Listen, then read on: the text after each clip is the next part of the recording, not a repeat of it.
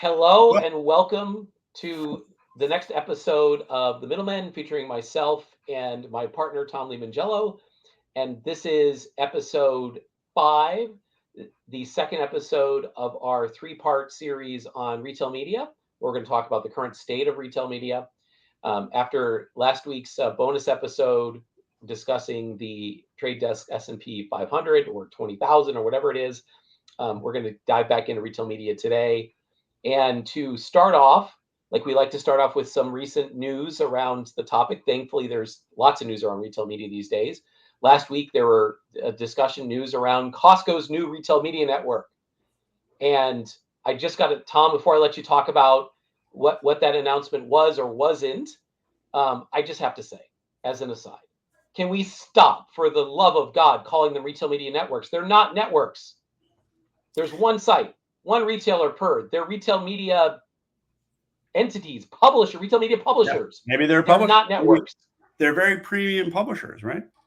Yeah, they're premium publishers, fine, but they're not a network. We've been using the term ad networks for a long time. It means a network of different publishers. That is absolutely not what's going on here. There's one retailer, and so can we please, for the love of God, stop calling them retail media networks? Stop calling them I am totally okay RMs or RMPs. I am totally okay with that. Yeah, until somebody is allowed to aggregate them, and it hasn't seemed to be the case that it's that easy to do that. Yeah, all we're seeing is a lot more fragmentation. So, on the Costco news, first congratulations to Mark Williamson for launching. But what he launched was not the retail media network or retail media in general, because he's been there for a couple of years. They've already been doing retail media. What was announced is something interesting, and that is offsite retail media. And why is that interesting? Because a lot of other retailers already have that. The reason it's interesting here is that it's a club store. And I remember at Quotient, when we were pitching, we tried to pitch Costco, BJ's, and others, and it was a little early for doing offsite with the club stores, because not because they didn't have a large enough set of people. Costco has like 75 million shoppers. There was a wonder, does it make sense to be marketing offsite to, to people with the idea that, yes, you have loyalty customers, but you might also hit some people who are not club members. Is that wasted media? And so I think that was something that needed to get the retailers needed to get over that first. But I have my own rant about retail media, and that is we end up calling it retail media, whether it is on-site sponsored search, whether it is off-site audience extension, or if it's in-store digital out of home. And so to me, the biggest thing is separating these different capabilities and talking about them rather than just sort of it has arrived and it is one big monolithic thing. It should be, let's talk about offsite audience extension for club stores. So that's my rant. It's a perfectly reasonable rant, right? That where are we? Because today's episode is where are we? What's the current state of retail media? And I think one of the big things that we're seeing, and again, like with Costco and others, which is what's changed from the early days of retail media when Quotient and Epsilon really got this whole sort of thing going, or Triad even earlier than that. What is retailers are bringing this tech in-house, and they're no longer, the managed services to an extent declined. Quotient obviously was broken up, and I'd really it'd be good to talk about as retailers have kind of emerged as these publishers, right? They're buying pub tech. They're not necessarily building anything. We'll talk about what the state of that tech is in a second, but it'd be good sort of as retailers are acquiring that tech. Let's give some perspective on, what did you do at Quotient? More in the details in the weeds. What are the functions that you provided them? What had to happen for a retailer to even get into the business of retail media? And it'd be good to understand what you personally did, your experience at Quotient, because I think it's really relevant to understanding what it takes to be a retail media publisher and be successful. Yeah. I think the best way to do it is to go back a little bit and talk about sort of where we came from, with Triad when they created a display network for retailers. And when I joined in 2018 at Quotient, they already had some good relationships. Albertsons already existed. There was a ton of relationships from the coupon side of the business where, almost every retailer worked with us on the coupon side, but we were starting to develop retail media capabilities. And And just to insert, Quotient ran coupons.com, correct? yeah, that's right. And the thinking was, to your point, we were making these retailers into publishers, but the lesson from Triad wasn't completely learned yet, and that was that display advertising on site for retailers basically was a failure. And there were two really big reasons why it was a failure. One, you could say that anybody other than like a Walmart or an Amazon didn't really have enough traffic to personalize the ads in any way, or even really segment them. We really were just sort of, selling them in a really, very early, sort of 1.0 stage of things in terms of display, because there just wasn't enough traffic to segment. And then the other thing, which is even more damning, was that the retailers didn't like the model of display ads where you would click out to the advertiser's site. And that was actually worse than just sort of, the fact that it was sort of not particularly targeted. The more important thing was the retailer really didn't want to interrupt the shopping flow and take somebody to a Mondelez site. They wanted always to keep keep the shopper moving down the funnel and getting to a purchase. And so it wasn't really until sponsored search became sort of the focus. And at Quotient, we acquired a company called Elevate. They were out of London. They had relationships with Morrison's and Iceland. And I think we may have talked about them a little bit in the last episode, but specifically talking about how when we brought that capability of theirs to Albertsons and then to Ahold Delhaize, it really was a perfect product market fit, because it was a native experience. So somebody would search or somebody would browse and they would be in that grid of products, and there would be sponsored flags on certain, maybe the first, third, and fifth product on the page. And that was a great experience, because if somebody clicked on it, they didn't go off site. They went just into that category and that PDP. And another part of it was most of these retailers were learning from the Amazons and Walmarts of the world, who were very focused on expanding the capabilities and the depth and the richness of the product detail page. And so they wanted not only to click to the product detail page, but also to have that product detail page be a really like a whole ecosystem with reviews and images and videos and all that kind of stuff. So it really fit the retailer's strategy to keep the user on site. And what it meant was that publisher ad serving really took a back seat, and to some extent didn't really exist for the retailer. So it's interesting to think about that retail media doesn't take off until the retailers move beyond display. And that you saw the rise of, call it, ad serving for sponsored recommendations, for sponsored search. Criteo has offerings in that space. Kevel has offerings in that space. And as that transition occurred, and retailers could go into sponsored search and sponsored recommendations, suddenly retail media, takes off. And talk about the on-site part of it. Yeah, the on-site part of it. And it's interesting talking about your experience, as you and I have talked about your experience at Quotient, in terms of, your job was to work with brands and get their money for the retailers. Like you supported Albertsons, correct?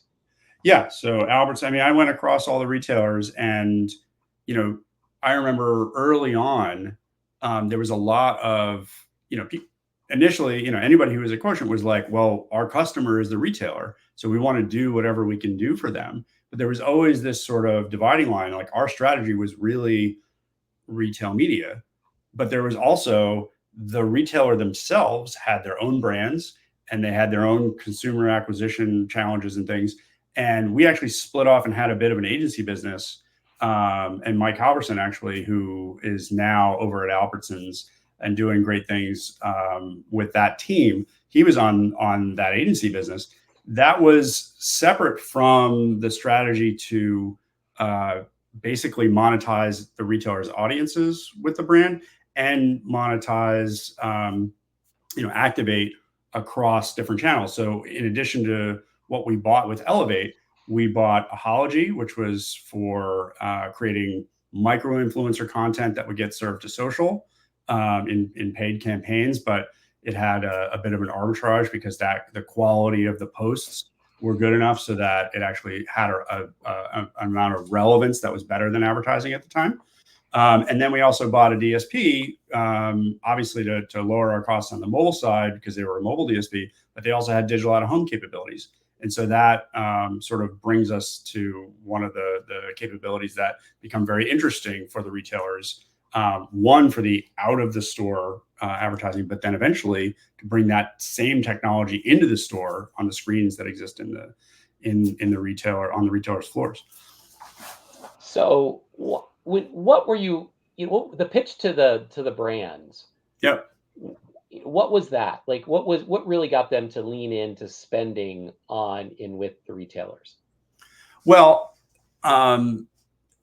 what we were really selling, apart from all of the activation capabilities that we put together in our ad tech stack, what we were really selling was activation based on identity resolution for an audience that was known from the retailer's loyalty program, so that we could measure with closed loop accuracy a first party data audience that we could say, if you advertise against this audience, we can tell you if there is sales lift. And if you spend enough, Mr. Brand Advertiser, we can actually show you incremental ROAS or incremental spend that's happening outside of all the other marketing that you're doing on the campaigns that we're running. So really, closed loop measurement, that was the sale. And the activation became sort of a one-stop shop capability that we put together over time.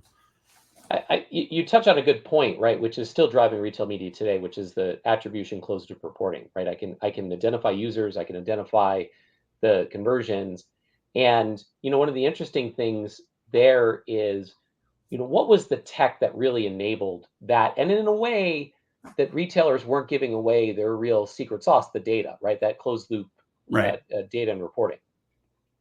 Well, I mean, I think what's interesting now is that a lot of it was, to the beginning that you had the rant about, about a retailer as a publisher, some of that tech is not new. It really is coming across.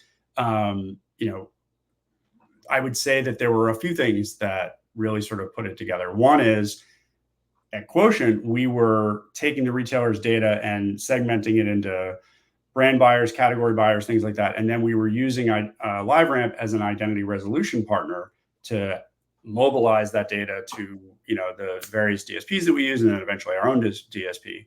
And then after that, once that was creating businesses that went from 0 to 50 to $70 million a year, as it got a little more mature, there was an interest. The brands wanted to bring their own data to the table because they didn't want to over frequency the shopper, or whether they were doing it within the retailer's activation or against the rest of the activation that they're doing on CTV or social or whatever. And so I think that there was an interest in clean rooms, which I think when we were talking about this before, that wasn't new. That was something that came out of GDPR in Europe.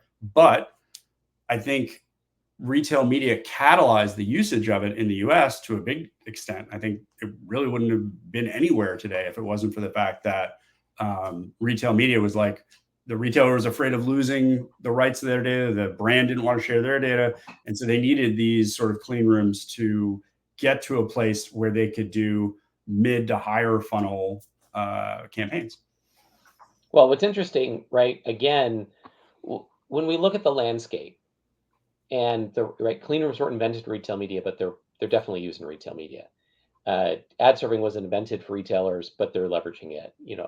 Identity resolution wasn't invented for retailers, but leveraging it. These are all what was interesting is there's no new tech that was really required for retail media, but what seemed to really catalyze it was the retailers realizing their pubs, effectively buying pub tech and then in-housing that, right? The move away from the managed service that like Quotient was providing. And so as they in-housed it, it really started to take off and has become, probably the highest growth area for digital media spend, at least in the US.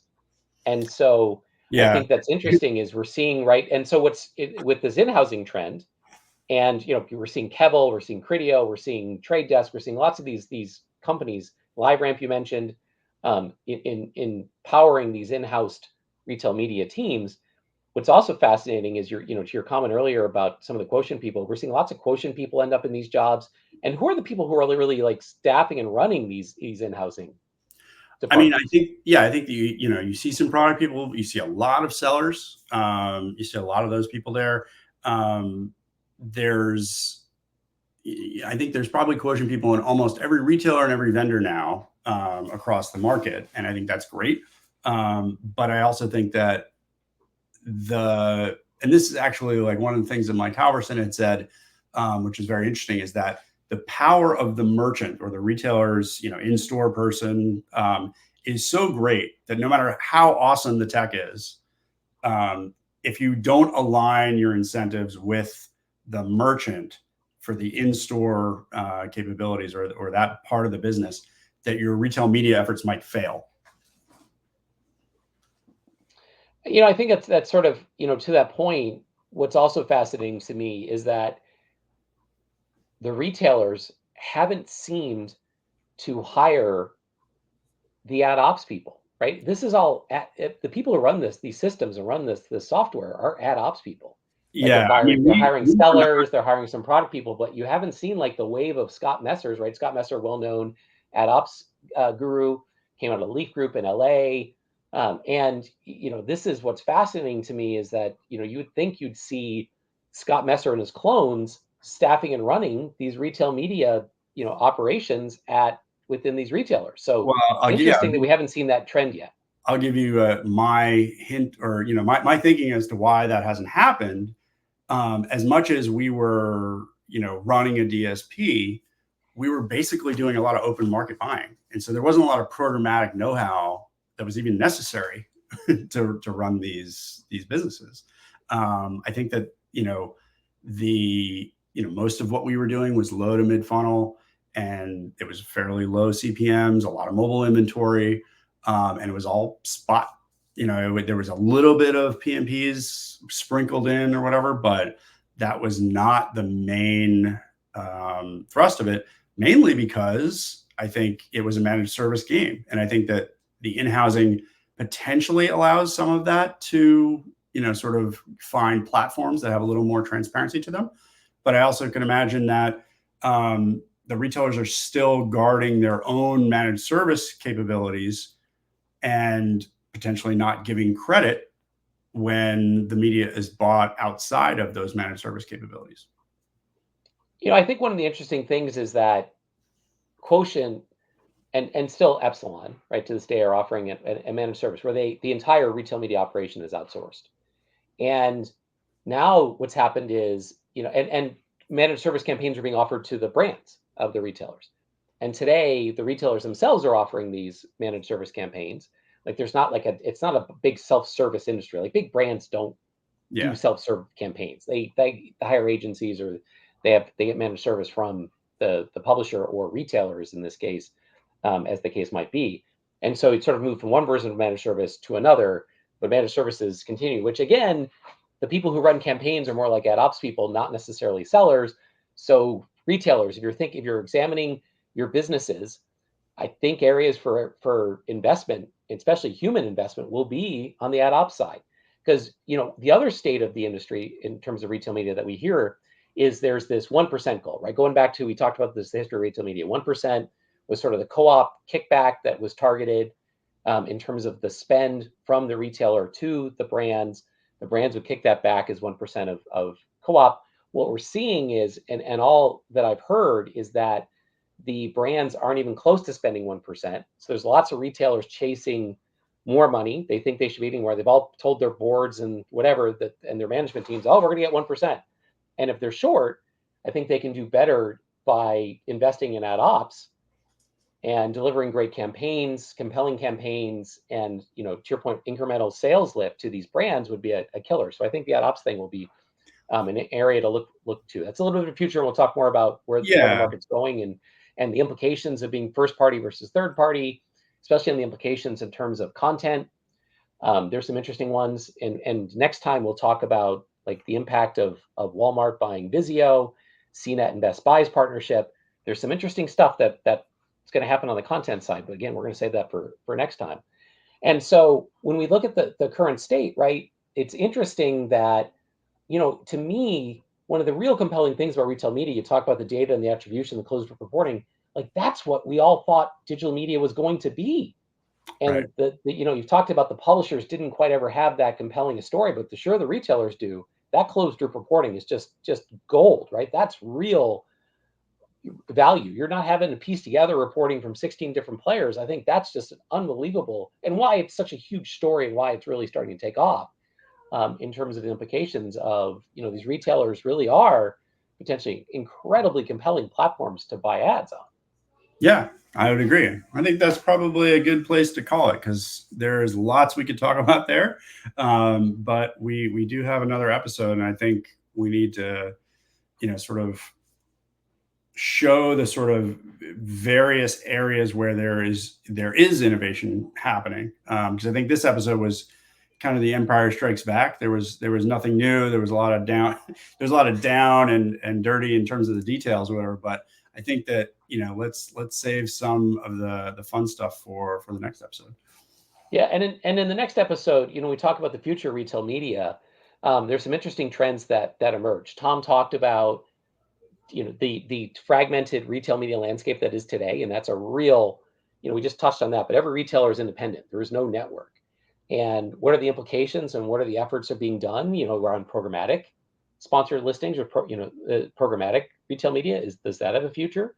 The future of retailers, as if you take publishing to its nth degree, do they start doing more on the content side? Like what's really behind the Walmart and Vizio tie up? What's behind Amazon and Prime Media, and I mean Prime Video? And so I think there's some really interesting discussions for us to get into as to where does this all end up. And I think it's really going to be fascinating to see how retail media in many ways is the future, I think, of online advertising. I would agree. And so tune in next week to do that. Like, subscribe, pay attention, and thank you for those who've been listening so far and watching. And we look forward to seeing you all, again next week. All right. See you next week.